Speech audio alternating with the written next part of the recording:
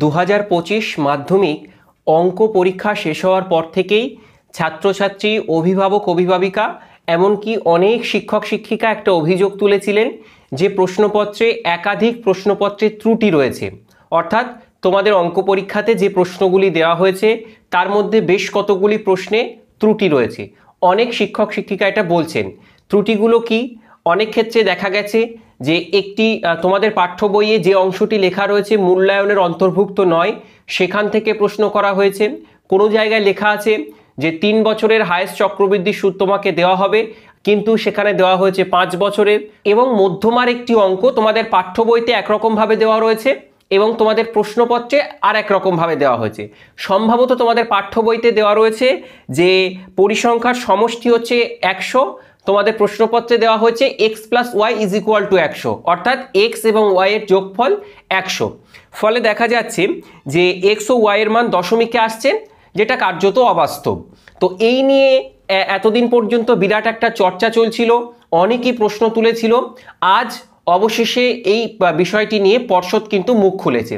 পর্ষদ কি রায় দিয়েছে বা কি রায় দেওয়া হয়েছে, এই প্রশ্ন দুটো যারা অ্যাটেম্প্ট করেছো তাদের কি হবে, নাম্বার পাবে কিনা, এই নিয়ে বিস্তারিত আলোচনা করব আজকের ভিডিওতে। একদম সরাসরি পর্ষদ থেকে যেটা জানানো হয়েছে সেটাই তোমাকে আর কি ভিডিওতে জানিয়ে দেব। তার জন্য গোটা ভিডিওটি প্রথম থেকে শেষ পর্যন্ত দেখো। ভালো লাগলে অবশ্যই লাইক করো। তোমার যে বন্ধু অঙ্ক পরীক্ষা একটু খারাপ হয়েছে বলে চিন্তা করছিল তার কাছে ভিডিওটা শেয়ার করে দাও। প্রথমেই বলি, অঙ্ক প্রশ্নপত্রে একাধিক প্রশ্ন নিয়ে সমস্যা থাকলেও পর্ষদ মাত্র 2টি প্রশ্নকে কিন্তু এখানে তাদের বিবেচনার আওতায় নিয়ে এসেছে। একটা প্রশ্ন হচ্ছে 3 দাগের 3.1, অর্থাৎ যেটা সত্য মিথ্যা প্রশ্ন ছিল। এবার যেহেতু অনেকটা উত্তরবঙ্গ, দক্ষিণবঙ্গ, তারপর বর্ধমান, মিদনাপুর, কলকাতা এরকম কয়েকটা অঞ্চলে ভাগ করে এবারে প্রশ্নপত্রের সেটে প্রশ্ন সেম থাকছে, কিন্তু দাগ নাম্বার ঘুরিয়ে দেওয়া হয়েছে। ফলত অনেকের ক্ষেত্রে 3.1, কারো ক্ষেত্রে 3.4, কারো ক্ষেত্রে 3.3, কারো ক্ষেত্রে 3.5 বা 6 এরকম রয়েছে।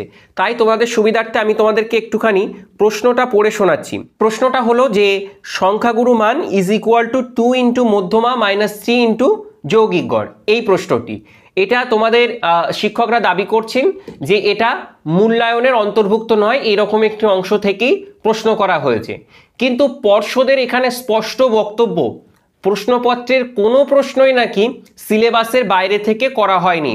বলা হচ্ছে যে প্রশ্নপত্রে যে প্রশ্নগুলো রয়েছে গোটাটাই সিলেবাসের অন্তর্ভুক্ত, এমনটাই দাবি করছে মধ্যশিক্ষা পর্ষদ। কিন্তু তা সত্ত্বেও যারা প্রশ্ন সেট আপ করেন, যারা খাতা দেখেন অর্থাৎ উত্তরপত্র মূল্যায়ন করেন, প্রত্যেকটা শিক্ষকের সুপারিশকে মান্যতা দিয়ে মধ্যশিক্ষা পর্ষদ সিদ্ধান্ত নিয়েছে যে 3.1 বা 4-এর এই প্রশ্নটি, অর্থাৎ এই যে সত্য মিথ্যার যে প্রশ্নটির কথা আমরা বললাম, তোমরা সংখ্যাগুরু মান = 2 × মধ্যমা -3 × যৌগিক গড়, এই যে প্রশ্নটা এটা এবং 15.2 দাগে যে মধ্যমার অঙ্কটা ছিল, এই দুটি অঙ্কর ক্ষেত্রে পর্ষদ জানিয়েছে যে স্টুডেন্টদের পক্ষেই রায় দিতে হবে। কোনো ক্ষেত্রেই কিন্তু বলা হয়নি যে তোমাদের পূর্ণ নাম্বার বা নাম্বার দিয়ে দেওয়া হবে। এটা একদমই একটা হিডেন বিষয়। কিন্তু তা সত্ত্বেও যেহেতু এখানে একটা বিষয় স্পষ্টত উল্লেখ করা হয়েছে যে স্টুডেন্টদের পক্ষে রায় দেওয়া হবে, এর অর্থ এটাই যে তোমরা কেউ যদি অ্যাটেন্ড করে থাকো তাহলে নাম্বার পাবে। শুধু অ্যাটেন্ড করলেই হবে না, ওই যে গাইডলাইন পর্ষদের তরফ থেকে সমস্ত উত্তর মূল্যায়নকারী শিক্ষকের কাছে দেওয়া হয়েছে, সেখানে স্পষ্টত উল্লেখ রয়েছে যে প্রশ্নপত্রে অ্যাটেন্ড করলে এবং সঠিক নিয়মে যদি সে অঙ্কটা কষতে পারে তবে পরেই কিন্তু তার উত্তরপত্রে নাম্বারটা দেওয়া হবে। এবার যেহেতু বলা হয়েছে যে স্টুডেন্টের পক্ষে রায় দেওয়া হবে, তাই নির্দ্বিধায় এটা বলা যেতেই পারে যে নাম্বার তোমরা অ্যাটেন্ড করলে, যদি ঠিকঠাকভাবে অঙ্কটা করো, অ্যাটেন্ড করো, তাহলে কিন্তু তোমরা কিছুটা হলেও নম্বর পাবে। এটা কিন্তু বলার অপেক্ষা রাখে না।